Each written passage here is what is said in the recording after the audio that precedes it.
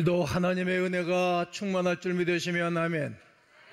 오늘도 하나님의 나라가 우리 심령과 가정 속에 임하실 줄 믿으면 아멘 하시기 바랍니다.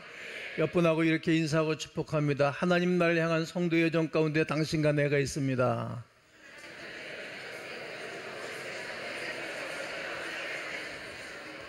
오늘은 하나님 나라를 소유하는 성도는 누구입니까? 바로 여러분과 제가 되기를 축복합니다. 성도의 여정 가운데에 포기할 수 없는 것이 있습니다. 어떤 것입니까? 하늘나라를 향한 도전. 그 나라를 가기까지는 여러 가지 어려움과 문제가 있어 포기할 수밖에 없는 상황이 있다 할지라도 절대 포기할 수 없는 것이 있었어요. 포기할 수 없는 것. 그 나라를 위해서. 포기할 수 없고 이겨낼 수 있는 방법은 성령 충만함입니다. 첫 번째 말씀이었습니다. 그런데 어찌 그 하늘나라를 가는 길이 잘 포장된 고속도로 같은 길만 있겠습니까? 어려움도 있고 힘든 일도 있습니다.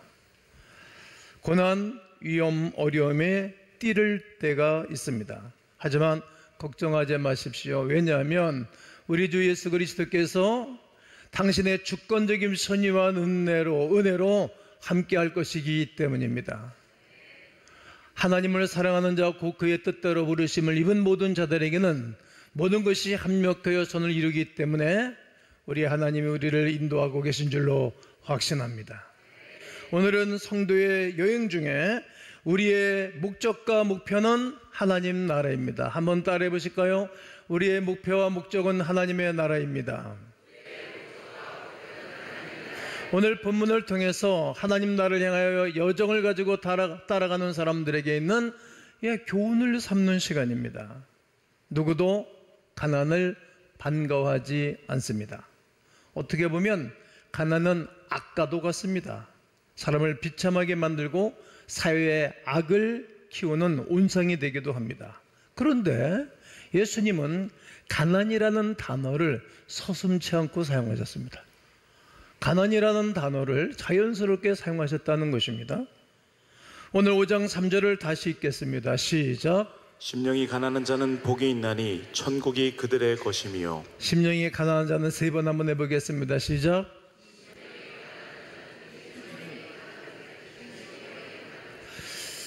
또 오늘 본문 6장 20절도 읽겠습니다.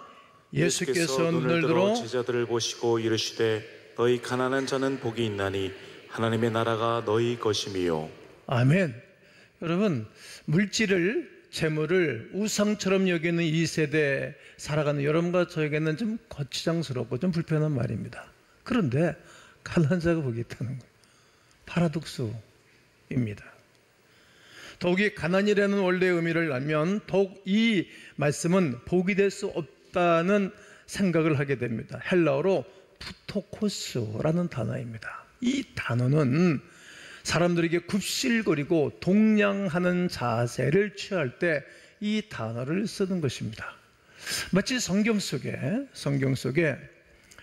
일평생도록 부자의 대문 앞에서 얻어먹는 거지 나사로, 그 가난을 말할 때 이 단어를 예수님이 쓰셨어요. 그러니까 일평생도록 부잣집 대문에서 빌어먹는 그런 사람의 단어가 이 가난이라는 단어입니다. 이 단어가 산성수훈에서 예수님이 제자들을 앉혀놓고 팔복에 대해서 말씀하실 때 이 말씀을 하신 것입니다. 그러므로 그것이 무슨 복이 될 수 있겠습니까? 이렇게 행복의 조건이 될 수 있겠습니까? 예수께서 공감할 수 있도록 말씀하셨다면 이렇게 말씀하시는 것이 맞습니다. 심령이 부한 자는 복이 있나니, 이게 맞습니다. 오늘 우리의 의식구조도 아마 이렇게 말씀하신 것이 맞을 것이라고 생각합니다. 이것이 우리가 이 말씀을 접할 때 반응입니다. 여러분과 저는 그렇게 가난을 좋아하지 않습니다. 저도 그렇게 가난을 좋아하지 않습니다. 그러나 오늘 이 시간 우리가 분명히 기억할 것이 있습니다. 예수님 말씀하신 아들로서 권세를 가지고 선언하는 모든 말씀들은 진리라는 것입니다. 변하지 않는다는 말입니다. 알레데야, 변할 수 없는 말씀입니다. 하나님의 아들이시며 진리신 예수 그리스도께서 우리에게 선언하고 우리에게 주고 싶어 하시는 말씀이 있다는 것입니다. 무지함과 어리석음과 어둠에 쌓여있는 우리에게 빛과 진리와 거룩이 되시는 우리 주 예수 그리스도께서 선언하고 있다는 말씀입니다. 심령이 가난한 자는 복이 있다. 심령이 가난한 자는 복이 있다. 물질적으로 가난한 자가 복이 있다. 왜냐하면 천국이 그들의 것이기 때문이다 라고 말씀하십니다.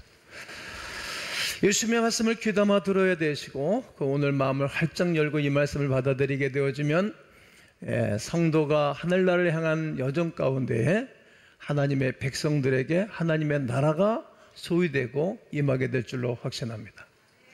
이 말씀 안에 구원이 있습니다. 이 말씀 안에 행복이 있고 행복감이 있는 것입니다. 그러므로 오늘 우리가 가지고 있는 선입견은 하나님의 말씀을 받는데 방해가 되거나 거침돌이 될 수는 없습니다. 그러므로 먼저 생각할 것은 마태복음의 심령이 가난이라는 말씀입니다. 이것이 무엇을 의미하는 말씀입니까? 이것은 우리가 하나님 앞에 가져야 할 마음의 태도, 따라해 보실까요? 하나님 앞에 우리가 가져야 할 마음의 태도. 우리 하나님 앞에 늘 이런 마음의 태도를 가지고 나오셔야 됩니다. 사람 앞에 심령이 가난하거나 부하거나 상관이 없습니다. 적당히 밥 세끼 먹으면 되고 양복 한 벌 가지고 난 16년도 입어봤거든요. 여기가 너덜너덜 다 해주고 단이 다 해주고 그래도 상관이 없었어요. 오히려 그거 입고 다닐 때 전에도 말씀드렸지만 어떤 은행 갔더니 그 친구가 나한테 그러는 거예요. 목사님 참 멋있었어요. 왜 멋있냐 했더니 이거 해진 거 입고 다녔다고. 여기 사람들이 본 눈이 이상하게 보더라고요. 좋아요. 20년 입으면 어떠고 10년 입으면 어떻겠어요? 사람들 앞에 그냥 사는 거예요. 부하거나 가난하거나 자유함이 있지 않습니까? 그냥 사람 앞에서는 그대로 대하면 되는 것입니다. 오늘 우리가 32장 찬양을 코디를 했어요. 만유의 주제 거룩하신 예수 사람이 되신 하나님 나 사모하여 영원히 섬길 내 영광 되신 주로다. 만유주가 되시는 그 하나님은 천지 만물을 창조하셨고 거룩하신 하나님 아버지 앞에 그분 앞에 나갈 때는 우리가 이렇게 가난한 마음 가지고 가야 된다는 거예요. 아무리 이 땅에서 많은 것을 가지고 있다 할지라도 하나님이 소유만큼 가질 수는 없어요. 아무리 많은 것을 알다 할지라도 하나님의 그 지존하심을 뛰어넘을 상사가 없어요. 아무리 박사학위를 4-5개 가졌다 할지라도 그 하나님의 지혜와 지식을 능가할 사람이 땅에 하나도 없기 때문에 그 주님 앞에 나갈 때는 겸허하고 겸손하고 빈 마음으로 가난한 마음으로 가야 된다는 말입니다. 이렇게 우리 주님은 심령이 가난한 사람을 우리 주님이 복이 있다고 말씀하신 것입니다. 좀 더 쉽게 표현하면 마음을 비워야 된다는 말입니다. 마음을 비우는 것이 심령의 가난입니다. 다르게 표현하면 하나님 앞에 철저하게 낮아지는 태도입니다. 마음을 비우면 낮아지게 됩니다. 낮아진 마음은 마음이 비어있는 마음입니다. 그리고 사람들이 편하죠. 하나님 보시기에도 좋은 마음입니다. 마음을 비운 자와 마음을 비지 못한 자에 대해서 예수님께서는 아주 짤막한 에피소드로 하신 말씀의 구절이 있습니다. 누가복음 18장 9절 이후에는 말씀은 나오는 말씀입니다. 그 말씀에는 성전에 바리새인과 그리고 세리가 함께 기도하고 예배드린 이야기입니다. 바리새인들은 남들 앞에서 말이죠, 하나님 말씀을 잘 지킨다고 자부심이 강했던 사람입니다. 사람들이 보기에 흠잡을 것이 없을 만큼 율법을 철저하게 지키면서 거룩한 생활을 하는 사람들이라고 자처하는 사람들입니다. 한편 세례는 그 당시 모든 사람들이 손가락질 당하는 사람들입니다. 매국노 같은 인간이요, 사람들로 하여금 인간 대우를 받지 못하는 존재감이 망가진 사람들 중에 한 사람이 세리들이었습니다. 성전에 들어가자마자 바리새인은 자신만만하게 두 손을 높이 들고 큰 소리로 기도하는 것입니다. 그리고 하나님 아버지, 나는 이 사람들과 구별된 사람입니다. 난 이 사람들과 좀 다릅니다. 좀 이렇게 좀 불편하지 않습니까? 토색하는 사람, 간음하는 사람, 또 악한 일을 행하는 사람들과 같지 않습니다. 다른 사람과 구별된 것을 나는 감사합니다. 저는 일주일에 2번씩 금식 기도를 꼭 하고요. 저는 11조를 꼬박꼬박 냅니다. 하나님, 이런 사람을 일컬어서 마음이 부한 사람이라고 말하는 것입니다. 심령이 부한 자, 심령에 무엇을 담고 있는 사람입니까? 그래서 하나님 앞에 무엇인가 자꾸 자랑하고 싶은 거예요. 자꾸 말하고 싶은 것입니다. 그의 마음에 가득 담고 하나님 앞에 나가는 아주 고자세, 고요만한 마음입니다. 바리새인들은 이와 같은 사람들입니다. 한편 세례는 어떠하죠? 성전 맨 뒤에 서가지고 말해요. 앞에도 나오지 못하는 거예요. 고개를 푹 숙이고, 고개를 푹 숙인 채 가슴을 치면서 하나님, 저는 죄인입니다. 잘못했어요. 부끄럽습니다. 죄인으로서이다. 나는 하나님 앞에 내놓을 것이 없습니다. 자랑할 것도 없고 자기가 가지고 있는 모든 것들이 아무런 소용도 없고 이것이 나에게 아무런 유익을 줄 수 없는 것들입니다. 주여, 저를 불쌍히 여겨 주옵소서. 부끄럽습니다. 그런 세리와 창기들을 향해서 나의 친구들이라고 주님 말씀하셨습니다. 바리새인을 향해서는 한 번도 친구라는 단어를 쓴 적이 없습니다. 바리새인들은 휘철한 무덤 같은 자들이요 화 있을진저 이렇게 계속 책망과 질책을 하셨지만 세리와 창기들을 향해서는 내 친구라고 마음이 비었기 때문이 아니었을까요? 철저하게 자기를 비하하고 자기를 포기합니다. 하나님은 이런 사람들을 긍휼히 여기시는 것입니다. 왜냐하면 마음을 완전히 비우고 나왔기 때문입니다. 심령이 가난한 자는 복이 있나니 하신 말씀은 바로 이런 분들을 두고 하시는 주님의 음성입니다. 교회를 다니지만 안타깝게도 심령이 가난하지 못한 분들을 보게 됩니다. 마음을 비우지 못하고 하나님 앞에 나오지요. 성도 여러분, 왜 이렇게 믿음이 자라지 않는 것입니까? 왜 하나님의 말씀이 내 마음 깊은 내 영혼을 만지지 못하는 것입니까? 왜 우리의 마음의 심령의 기쁨이 없고 감격이 사라지고 감사가 송두리째 사라진 것입니까? 한 분밖에 없는 우리의 인생을 하나님을 위해서 하나님 주신 은혜에 감사하기 위해서 드리고 싶은 마음이 왜 이렇게 하나도 없는 것입니까? 그 이유는 간단합니다. 마음에 뭔가가 가득 차서 그렇습니다. 아쉬운 것이 별로 없습니다. 하나님 앞에 자랑할 것들이 많이 있습니다. 이렇게 마음이 가득 차 있기 때문에 하나님의 말씀이 내 속에 깊이 들어오지 못하는 것입니다. 나된 것은 전혀 하나님의 은혜와 통하지 않는 것입니다. 나를 지으신 이가 하나님이시며 나를 불러내신 분이 하나님이시고 나에게 은혜를 주신 분이 하나님이시고 나를 보내신 분이 하나님이신데 이런 마음이 전혀 없는 것입니다. 하나님의 은혜하고는 하나님의 역사하심과 일하심하고는 전혀 관심이 없는 그의 고백을 들을 수 있고 볼 수가 있는 것입니다.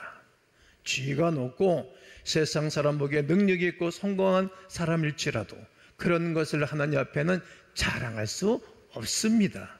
우리는 대단하고 박수 칠는지 모르지만 그 하나님에게는 그런 것들이 아무것도 아닐 것입니다. 내가 가지고 있는 돈이나 재산 때문에 마음이 든든할지는 모르겠습니다. 그러나 든든한 것이 결국은 하나님 앞에 심령이 가난한 자가 되지 못하도록 하는 방해물과도 같습니다. 거칠어봐도 같은 것입니다. 그런 것들이 무슨 소용이 있는 것입니까? 그렇지 않은 것입니다.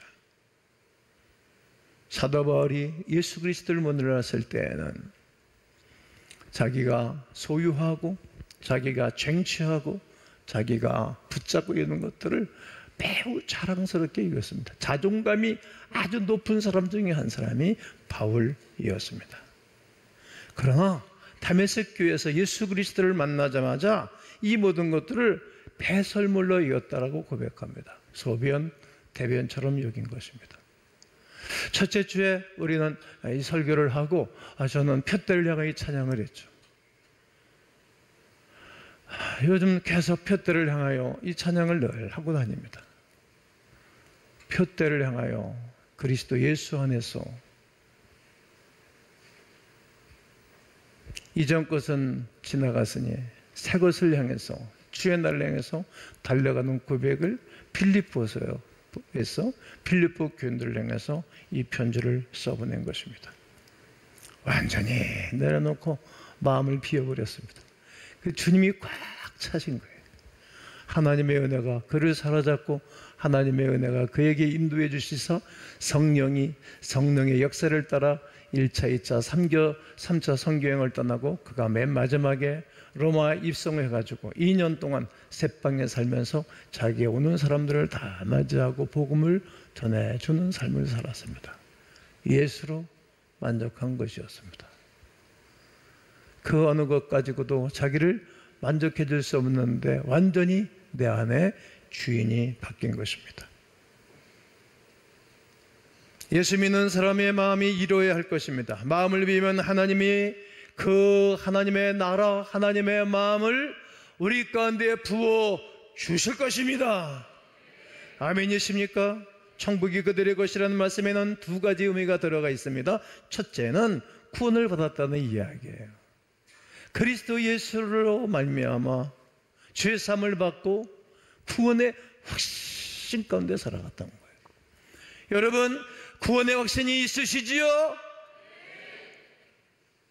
전 세계 전쟁을 치르고 있는 수많은 나라들이 있는데 우리 대한민국도 전쟁에 오픈되어지는 나라, 늘 그런 나라 아닙니까? 긴장 가운데 혹 전쟁이 일어나거나 혹 산사태가 나거나 혹 홍수로 인해서 큰 어려움을 당하거나 혹 교통사고가 나거나 혹 잠자다가 화재가 나서 이 땅을 떠날 때 여러분 확실히 천국 갈 수 있으시죠? 그러면 됐습니다. 그러면 평안한 사람입니다. 두 번째는 하나님이 우리의 심령에 예수 그리스도께서 임재해 주시고 예수 그리스도께서 우리의 마음을 다스리는 상태를 이야기하는 것입니다.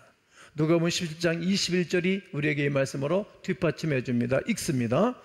또 여기 있다 저기 있다고도 못하리니 하나님의 나라는 너희 안에 있느니라. 그렇습니다. 하나님의 나라는 여러분 안에 내 속에 있는 거예요. 다른 사람 마음에 있는 것도 중요하지만 내 안에 있어야 돼요. 다른 사람 부유하게 사는 것도 중요하지만 내가 부유한 것이 좋듯이 여러분 부유함이 내게 있는 거예요. 우리 마음에 있는 것입니다. 바로 그리스도께서 우리 안에 계시는 것입니다. 예수님이 우리 마음 안에 거하게 되어지면 천국이 임하게 됩니다. 확신합니다. 그렇게 되면 우리 마음의 기쁨과 행복뿐만이 아니라 인생의 온전한 삶을 살아가는 거예요. 그렇게 인생이 허접하지 않아요. 그렇게 우울하지 않아요.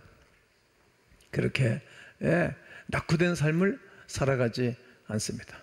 로마서 17장 17절에 하나님의 나라는 먹고 마시는 것이 아니라는 거예요. 하나님의 나라. 성경에 하나님의 나라가 얼마나 많이 기록하고 있는지 몰라요. 오직 성령 안에 의와 평강과 실학이라고 말하는 것입니다. 의는 믿음이고 평강은 주시는 은혜이고 그리고 실학은 기쁨인 거예요. 기쁨. 그로 말미암아 기쁨을 가지고 사는 것입니다. 잘 먹고 잘 마시고 편하게 살아도 즐기고 싶은 거 다 즐겨도 거기에는 천국이 없어요. 진수성찬을 차려놓은 곳에 있다 할지라도 천국이 없는 것입니다. 이 세상에서 좋다는 것은 다 갖다 놓은 집에서도 예수가 안 계시면 천국이 아닙니다. 천국은 그렇게 임하는 것이 아닙니다. 천국은 우리 주 예수 그리스도를 임한 그 예수 그리스도를 영접한 그 심령 속에만 하나님의 나라가 임하게 되는 것입니다. 아직까지 그리스도 예수를 영접하지 않은 분들이 있다면 그 예수 그리스도를 영접함으로 말미암아 하나님의 자녀가 되는 엄청난 은혜가 있기를 축복합니다. 악을 사랑하는 자에게는 사탄이 불행에 있지만 의를 사랑하는 자의 마음에는 하나님이 주시는 기쁨이 있어요. 주님이 내 안에 다스리시는 천국이 우리에게 임하고 그때부터 평안이 임하는 거예요. 초막이나 궁궐이나 그 어디나 하나님 모신 그곳이 하나님의 나라예요. 소유와 환경에 있지 않아요. 그 옥에 들어가 있을지라도 감사하고 어려운 가운데 있을지라도 감사할 수 있는 것은 그 주님이 우리와 함께하기 때문입니다. 사람들 보기에는 기뻐할 일이 없지만 예수님만 생각하면 가슴이 빨렁빨렁 뛰는 거예요. 흥분이 되는 거예요. 잠잘 때도 꿈을 꾸다가 기도하다가 잠을 자고 잠자다가도 뻘떡 일어나서 감사하는 거예요. 제가 얼마 전부터 요즘은 이게 아침 새벽 2-3시면 꼭 하나님 깨우세요. 11시, 10시에 자는데 뭐 한 2-3시간 자고 하루를 사는 거예요. 그래도 좋아요. 요즘은 장 목사님이 내 차를 운전해 주니까 그때 잠깐 자고 한 30분 자면 또 빨떡빨떡 일어나고 그래. 예수 그리스도 때문에. 그분 때문에 기뻐하고 그분 때문에 내 인생이 바뀌어졌으니까 말이죠. 그것이 예수님이 주시는 마음이고 천국이 임한 것입니다. 하나님께서 우리의 마음을 비워주시고 예수님이 다스리는 천국의 행복을 안겨주셔야 됩니다. 그러기 위하여 우리 주님이 오늘도 이런 말씀을 주시는 것입니다. 마음이 여러 가지 복잡한 생각을 가지고 심체적인 기분으로 주 앞에 나왔을는지 모릅니다. 그러나 하나님의 말씀을 듣는 가운데 이런 해결된 마음, 이런 모든 침체된 마음들이 해결될 줄로 믿습니다. 우리 심령이 쩍쩍 갈라지는 논바닥 같은 마음이 되었으면 하나님의 은혜가 기다리기 바랍니다. 예배 때마다 나는 감격이 돼요. 예배 때마다 하나님의 은혜가 임하는 거예요. 너무 배부르면 음식이 맛이 없어요. 심령이 가난한 자에게 이렇게 복이 있어요. 그 마음의 천국을 소유한 마음, 난 이 복이 여러분 마음에 있기를 축복합니다. 사랑하는 성도 여러분, 세상 허영에 속지 마십시오. 착한 사단은 우리가 이 땅에 화려한 것을 갖다 주면서 계속 이 땅 것에 취해 살도록 하는 것입니다. 제가 설교 온 글을 또 정리하고 또 정리하고 또 정리하면서 오늘 새벽에는 3시 몇 분에 일어나가지고 설교를 또 정상하고 또 찾고 그러는 가운데 속지 마라 세상 허영에 이 찬송이 또 올라왔어요. 저는 청년 때 몇 년 동안 늘 밤새도록 철야 기도를 했는데 레파토리 찬양이 있어요. 그 중에 이런 찬송이에요. 속지 마라 세상 허영에 마음 뺏기지 마라 세상 것은 일장의 추몽 물거품과 같도다 거기 거룩한 그곳에 참 만족을 누리네. 여러분 속지 말라는 거예요. 세상 허영에 물 같은 거예요. 꿈 같은 것입니다. 그러나 사단은 계속 이딴 것을 쏙삭이고 보여주면서 우리의 촉각을 흐리게 하고 우리의 감각을 흐리게 하고 하나님 나라를 희미하게 하는 거예요. 속지 말아야 됩니다. 돈은 그 자체로는 악이 아닙니다. 돈을 많이 가지는 것도 전혀 잘못이 아닙니다. 그러나 부와 돈이 주님 앞에 주님 나라 가는데 장애물이 된다면, 부와 돈이 내 마음을 비우는데 장애가 된다면, 부와 돈이 하나님 주시는 천국을 내 마음에 소유하지 못하게 한다면 그것은 불행한 일입니다. 속지 마십시오.